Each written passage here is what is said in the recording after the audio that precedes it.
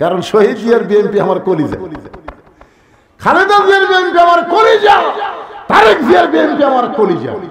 কিন্তু এই যে মাঝে মাঝে দুই একটা পেঁয়াজ মারা কথা, ইসকনকে নিষিদ্ধ করার দরকার নাই, ইসকনকে নিষিদ্ধ করার দরকার নাই।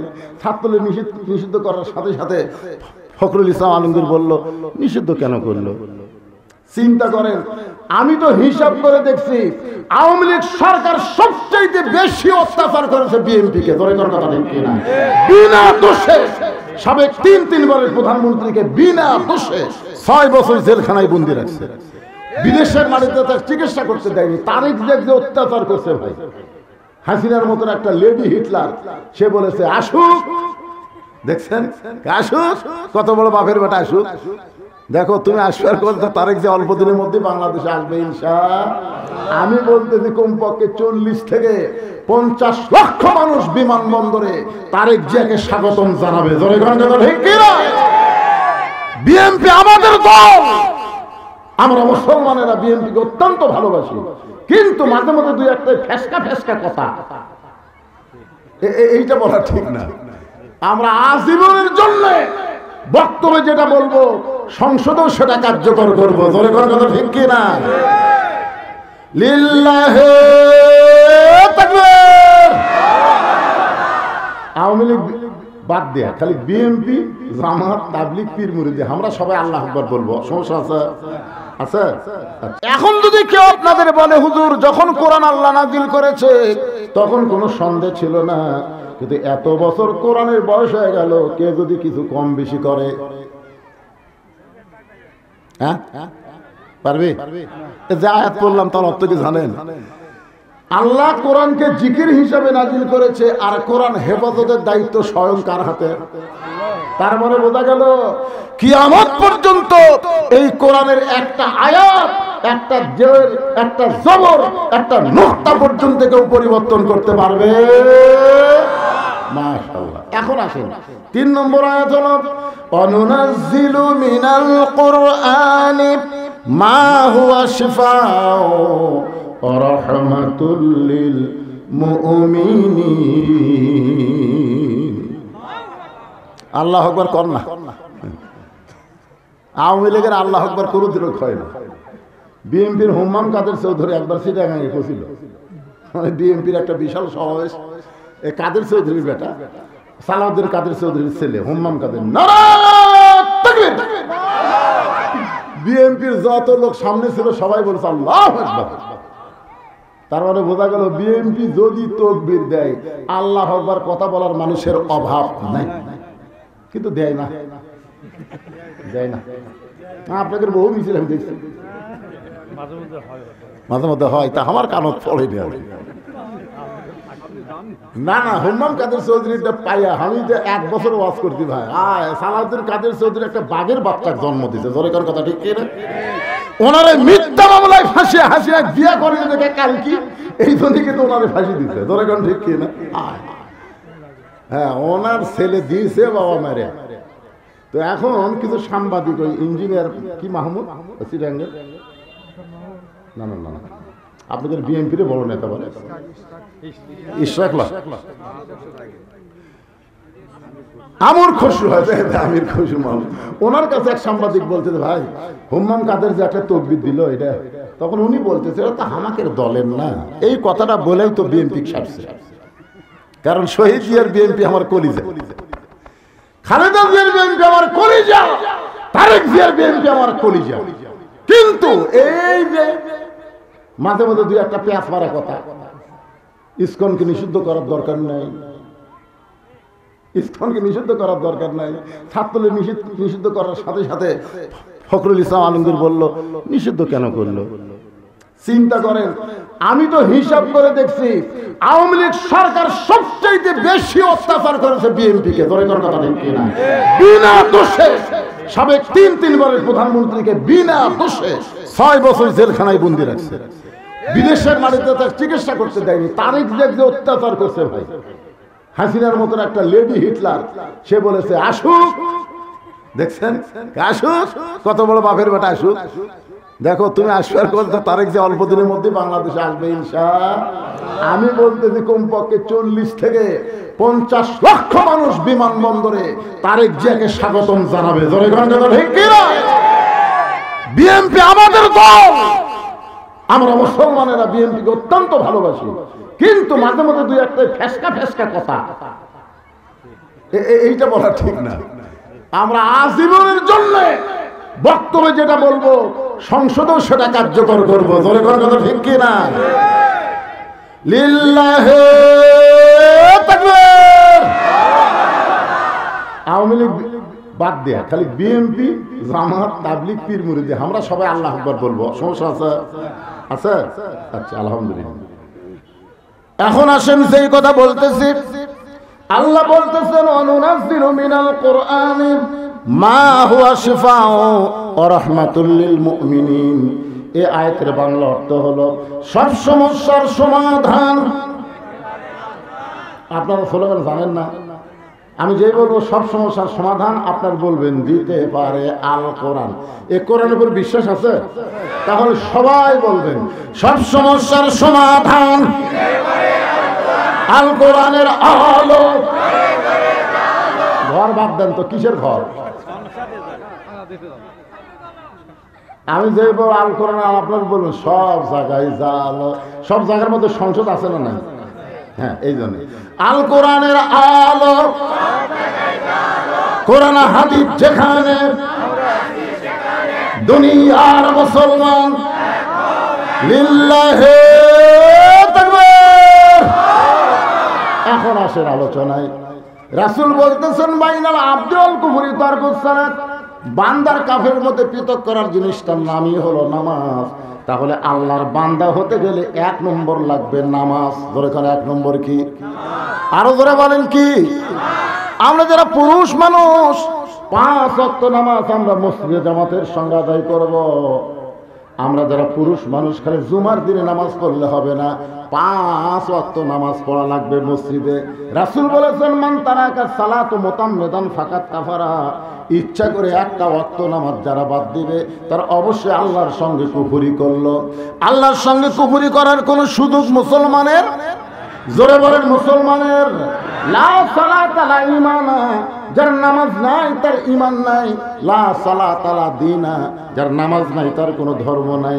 আর এই নামাজটা পড়লে হবে না, এই নামাজটা কায়েম করার কথা কে বলেছে? আর নামাজ কায়েম করবে কে? কোনো মৌলানার ওয়াজ দেওয়া হবে না। নামাজ কায়েম করতে গেলে ভালো মানুষগুলোকে ক্ষমতা পাঠাতে হবে। ভালো মানুষ 300 জন আমাদের বাংলাদেশের লাগবে, যাদেরকে আমরা সংসদে পাঠাবো। আর সংসদে গিয়ে তারা নামাজকে কায়েম আকারে বিল পাস করবে। ধরে কোন ঠিক কিনা? ওই মমতাজের মতন গায়িকাকে আমরা সংসদে আর পাঠাবো, ফেরদৌসের মতন নায়ককে আমরা পাঠাবো না। সংসদে যারা যাবে 300 জন ভালো মানুষকে আমরা সংসদে পাঠাবো। 1 নম্বর কারণ হলো নামাজকে কায়েমের বিল পাস করা লাগবে। আমাদের ছেলেগুলো যদি নামাজ পড়ে তাহলে আল্লাহ কোরআনে বলেছেন ইন্নাস সালাতা তানহা আনিল ফাহশাই ওয়াল মুনকার।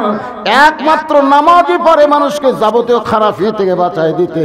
আমাদের ছেলেগুলোর হাতে যে মোবাইল আছে রে ভাই, এরা ঘরের দরজা বন্ধ করে দিলে, জানলা বন্ধ করে দিলে, যখন রাত 11টা বাজে মনে করে বাপ মা ঘুমাইছে, এখন ইউটিউবে অশ্লীল ভিডিও দেখতেছে।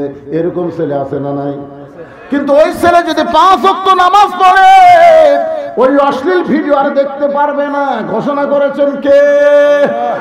মোবাইল থাকতে পারে কিন্তু খারাপ কিছু তারা গ্রহণ করবে না। আমরা মুরব্বী মানুষ তো ভালো হবেই। আমি তো আগে আপনাদের শুনাইছি, যখন হবে চামড়া ঢিল আল্লাহর সাথে দিবে মিল। বুড়া হলে ভালো হবার ছেলে হবে না। সারা জীবন ঘুষের চাকরি করছে, এখন চাকরি যখন চলে গেছে তখন তওবা করতেছে। চাকরি শেষ, এখন তওবা করতেছে, আল্লাহ আমি আর জীবনে ঘুষ খাবো না, আল্লাহ আমি আর জীবনে ঘুষ খাবো না। আর 2 কান্তে 2 ফেরেশতাকে আল্লাহ এই শয়তানের গালতকে একটা চড় বসাবো। যতদিন ঘুষের চাকরি করছে ততদিন তওবা করেনি, এখন চাকরি গেছে আর তওবা করতেছে। এখন তো আর ঘুষের চাকরি নেই, খাবি কোত্থেকে? যখন চামড়া ঢিল হবে তখন 5 ওয়াক্ত নামাজ মসজিদে ধরছে, রুকু সেজদা ঠিক মতো আর করবার পারে না। 2-1 জন সিয়াইলে মসজিদে আসে। জোরে কোন কথা ঠিক কিনা? একের মসজিদের মতো চেয়ার ঢুকলে ওই মসজিদের কমিটিকে আল্লাহ বানবি। ওই কমিটি, এই তুই কেমন কমিটি রে?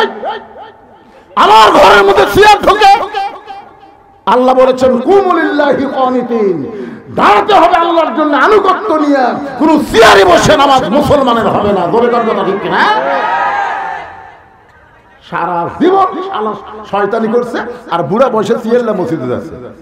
আপনি জানেন মসজিদে নামাজ পড়তে গেলে কাতার সোজা করা হলো কারিবুল ফরজ। জামাতে নামাজ পড়তে গেলে কাতার সোজা করা কি ফরজের নিকটবর্তী। এখন চেয়ারে বসলে আর পায়ের গোড়াকুটি, আপনি পায়ের গোড়াকুটি। এই জন্য আমি বলবো সরকারি চাকরি আর নামাজ, নামাজ যেরকম সবসময় পড়া যায় না, সরকারি চাকরি সব বয়সেও করা যায় না। যায় আপনি 60 বছর বয়সে যতই সার্টিফিকেট ফার্স্ট ক্লাস নেন আপনি নিয়ে যান তো বলবে কে ভাই সার্টিফিকেট তো ভালো, চোখের খবর কি?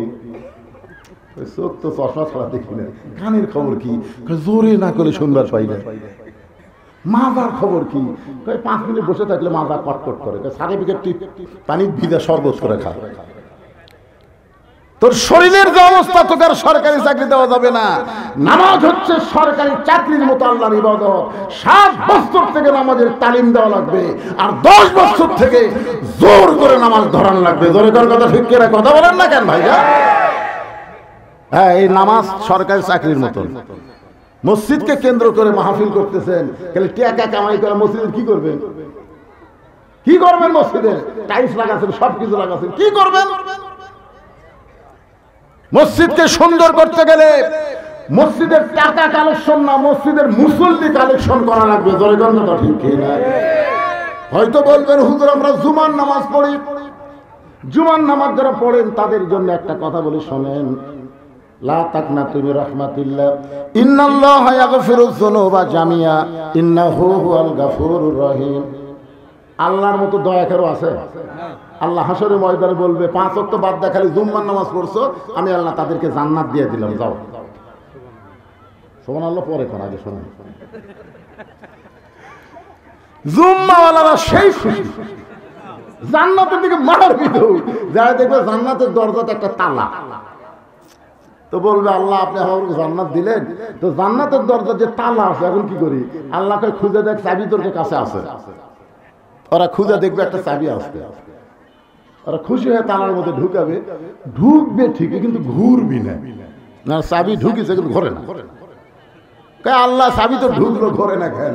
আল্লাহ বলতেছে ওর তালার মধ্যে 5টা দাগ আছে, তোকে চাবির মধ্যে 5টা দাগ থাকা লাগবে। দেখ তো দাগের খবর কি? আল্লাহ আমাকে চাবি তো তেল ফেলা, দাগ না। আল্লাহ 5টা দাগ কিসে? আল্লাহ বলবে 5টা দাগ হলো 5 ওয়াক্ত নামাজ। তো তোরা জান্নাত দেখছিস, এখন ফেরত আয়। জুম্মা পাঠিয়ে খালি জান্নাত দেখবার পারবি, ঢুকবার পারবি না। জান্নাতে ঢুকবার গেলে 5 ওয়াক্ত নামাজ লাগবে। আসসালাতু মিফতাহুল জান্নাহ, নামাজ হচ্ছে বেহেশতের চাবি। জোরে কোন সুবহানাল্লাহ।